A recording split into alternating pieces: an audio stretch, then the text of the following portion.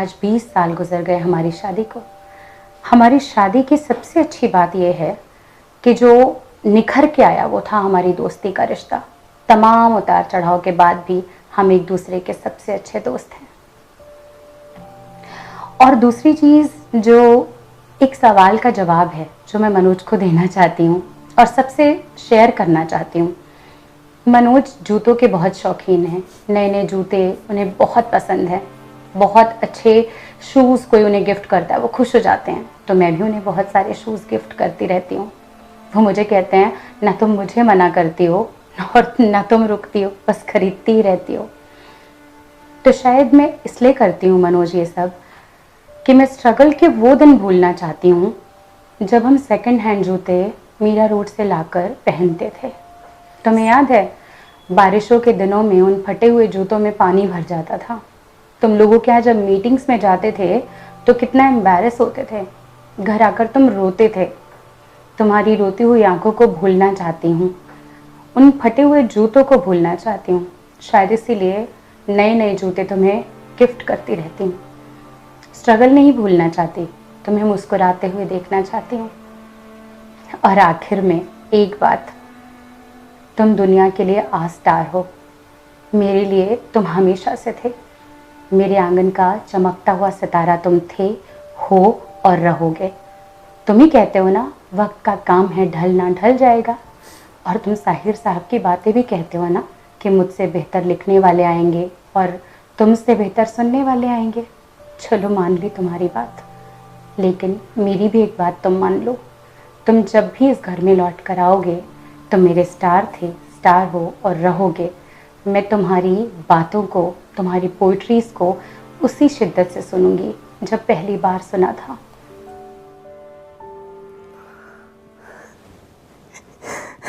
Makeup बिगाड़ दिया।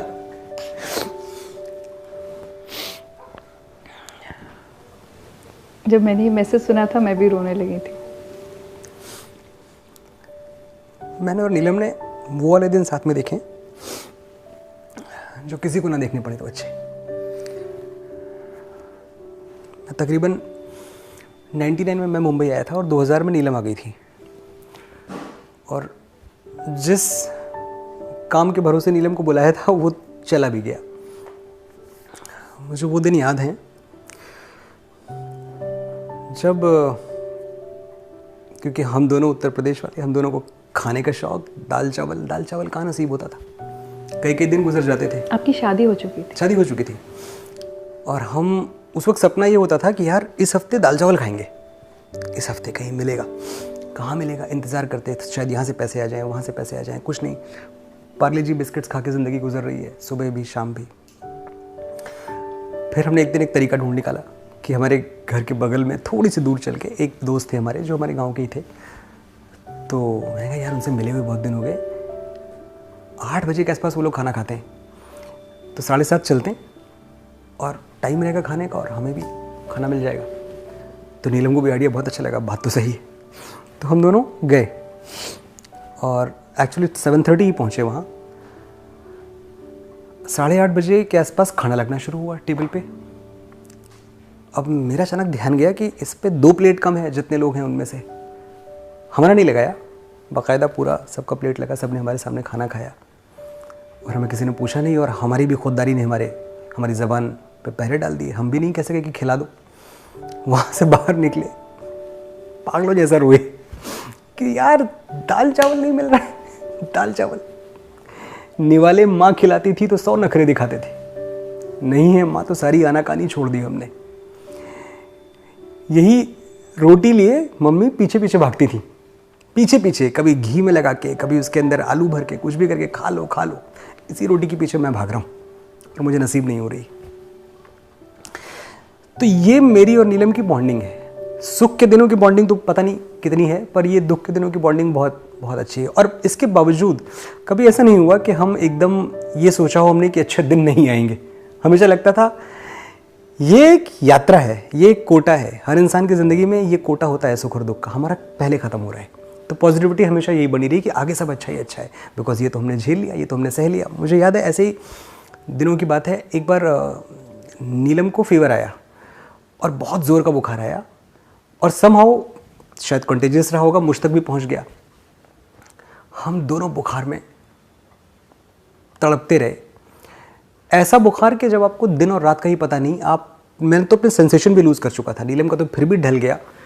और ये मुझसे ज़िद करती रही कि डॉक्टर को दिखा लो। हमारे घर के बगल में डॉक्टर रहा करते थे जिनकी फ़ीस थी 30 रुपये। मैंने कहा ये हमारे जो सबसे बुरे झगड़े हुए हैं उनमें से एक झगड़ा वो था, because she wanted me to somehow go to that doctor.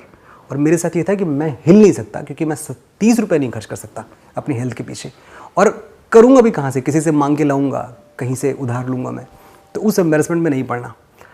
हफ्तों हफ्तों हमें गुजर जाते थे ऐसे ही। मुझे याद है, तारीख का पता नहीं, दिन का पता नहीं, लेटे हुए हैं एक कमरे में। जब आप दूसरों से पूछते थे, दूध वाले से या किसी से, तो पता चलता था कि आज 17 तारीख को आप लेटे थे, आज 24 तारीख हो गई। इस तरह दिन बदले। और ऐसे ही एक दिन की बात याद है कि मुझे चाय पीने की तलब तब भी बहुत थी और आज भी बहुत है। चाय पिए भी कई दिन हो गए थे, तो हमने देखा कि कहीं से कुछ पैसे 7-8 रुपए इकट्ठा हुए। तो मैंने कहा बिट्टू मैं दूध लाता हूँ यार, और चाय की पत्ती लाता हूँ। तो दूध कैसे लिया था, 100 ग्राम 100 ml दूध लिया। चाय की पत्ती का सबसे छोटा पैकेट देखा एक, और वो उठा लिया। उस पर लिखा हुआ था कि जीते सोने का सिक्का। ये पढ़ के तो नहीं उठाया, पर मैंने उठा लिया ऐसे ही। 4 रुपए की शायद चाय की पत्ती थी, ये मैं घर लेके आया। वो चाय की पत्ती का पैकेट फाड़ा, उसके अंदर गोल्ड का कॉइन निकला। Now can you believe it. और मैं और नीलम यार ऐसा तो नहीं है, हम इतने तो लकी नहीं हो सकते। हमारे पास 7 रुपये हमारी कुल जमा पूंजी थी। वो गोल्ड का कॉइन मैंने कहा चलो लेके चलते हैं किसी ज्वेलर के पास, देखते हैं असली है कि नकली, या ऐसे ही उल्लू बनाया। लेके जाते हैं। उस टाइम में वो गोल्ड कॉइन बिका था मेरे ख्याल से 1700 रुपये का। तो आपको लगा होगा पता नहीं कितनी दौलत मिली। इतनी अमीरी महसूस नहीं की कभी।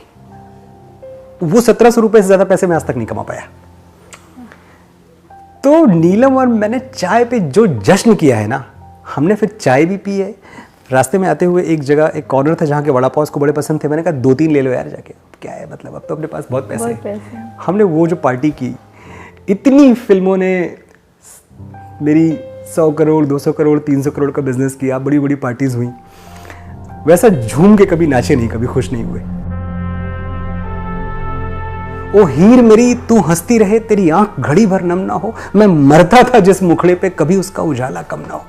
ओ माई मेरी क्या फिक्र तुझे, क्यों आंख से दरिया बहता है, तू कहती थी तेरा चांद हूं मैं और चांद हमेशा रहता है, वर्सेस तू नंगा ही तो आया था, क्या घंटा लेके जाएगा, नॉट डन। मैं इतना कमजोर और इतना मेरा जमीर मर नहीं चुका है कि मैं इसके बावजूद आपके शो में बैठ के तालियां बजाऊंगा।